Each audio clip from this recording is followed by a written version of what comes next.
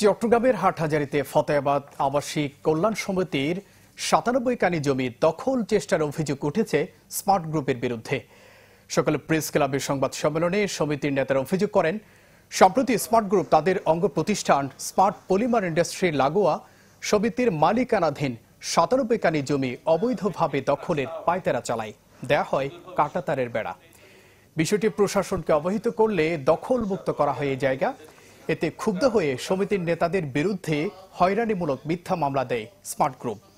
তাই প্রতিষ্ঠানটির দায়ের করা মামলা প্রত্যাহার ও দখল চেষ্টার প্রতিকার দাবি করেন ফতেহাবাদ আবাসিক কল্যাণ সমিতির নেতারা।